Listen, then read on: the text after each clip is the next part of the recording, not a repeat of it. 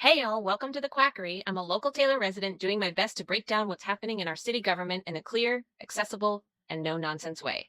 From council meetings to board decisions to all the fine print in between, I'm here to translate it into plain language so you always know what's going on in your own backyard. Let's dive in. On December 9th at 6 p.m., the Planning and Zoning Commission returns to City Hall Council Chambers at 400 Porter Street. Here's what they'll be reviewing, debating, and potentially voting on. The Commission starts the evening by calling the meeting to order and approving the minutes from their last gathering on November 12th. Nothing unusual here, just getting the administrative ducks in a row before moving into the main items. Now, let's march into the regular agenda, and this month it's heavy on plats that still need work. We begin with Citadel Square item P, Z-T2-Z0-T2-F4-T208888. A massive subdivision proposal north of Elm Branch Trail. It covers about 126 acres across multiple survey areas and parcels. This is the sixth submission, and staff is again recommending disapproval.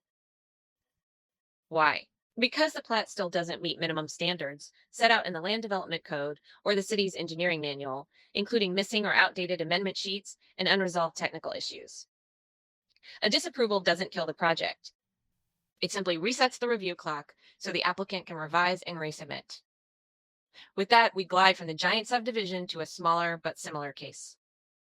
Aaron Berta, subdivision item PZ-T2-Z-T2-F5-T2618 is a replat on Old Thorndale Road involving two small parcels under 1 acre total.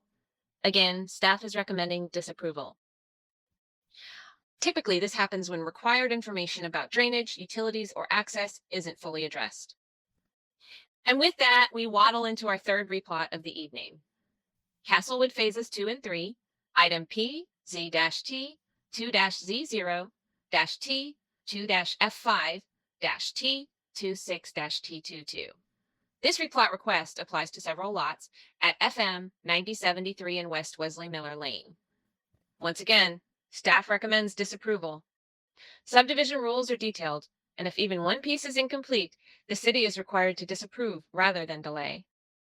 And now we reach the final replat on tonight's lineup. Dixon's Addition, item PZ-T, 2-Z0-T, 2-F5-T26-T24. This involves 303 and 305 Old Thorndale Road, where the applicant is seeking to reconfigure two small lots in Dixon's Addition. As with the others, staff recommends disapproval because the submittal doesn't yet meet code. With the plat marathon complete, we move into public hearings, where residents can speak and commissioners can weigh in. Item PZ-T, 2-Z-F5-T26107. Location 8-0H-F4 Rice's Crossing Road. The applicant is asking to change the place type from P2:rural to P2C:rural commercial. Why? Because the business currently operating there is considered legal nonconforming, meaning it can continue operating, but cannot grow or expand unless it comes into compliance. This amendment would make the existing commercial use compliant. Staff notes, the request does not fully align with the future land use map, but it does align with certain land use policies. And the site is already developed and served by existing infrastructure. The Commission will decide whether to recommend approval or denial to City Council. Now, let's move into a new neighborhood plan.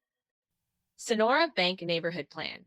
Item P, Z-T2-Z0-T2-F5-D24-S65 at 6-0-T. 2 Southwest Parker Boulevard. This request covers about 9.73 acres, seeking approval of a neighborhood plan, the framework that guides how a site will build out. While the packet contains the introduction, the detailed plan will be presented during the hearing. Next up, a pediatric home-based therapy practice, seeking official approval.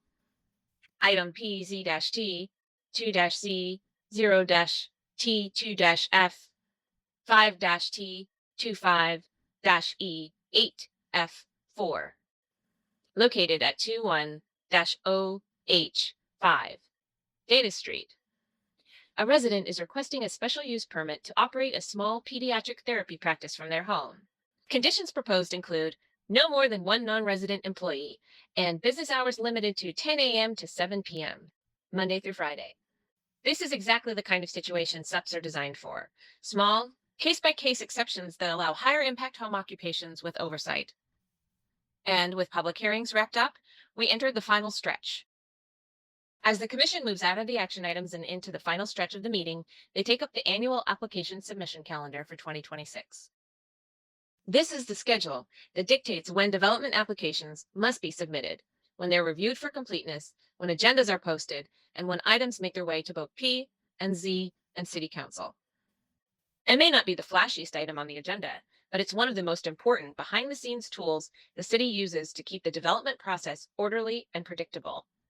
Approving this calendar essentially sets the rhythm for the entire next year, ensuring applicants know exactly when their projects can move forward, and giving staff the timelines they need to manage review workloads, public notices, and meeting preparation. With that understanding, the Commission is being asked to review the calendar and consider approving it as presented. Once they make that decision, the meeting moves into its final business of the evening. After addressing the calendar, the Commission turns to an update from staff regarding any recent City Council actions tied to items previously forwarded by P&Z. Sometimes this portion of the meeting involves follow-ups on rezonings, plats, or special use permits that have made their way through the next stage of the process. Other times, there may simply be no new information to report. Either way, this update helps close the loop on the Commission's earlier decisions and keeps everyone aligned on where things stand at the Council level. Once this brief update is delivered, the Commission prepares to wrap up the meeting and adjourn for the evening. That's your December 9th Planning and Zoning Commission agenda, a night full of plats needing fixes, a zoning cleanup for an existing business, a new neighborhood plan, and a pediatric therapy practice looking for the green light. Thanks so much for watching the Quackery and staying engaged with what's happening here in Taylor. Your time, attention, and curiosity truly matter. Local government works best when all of us are paying attention. More ducks in the pond, more voices in the conversation.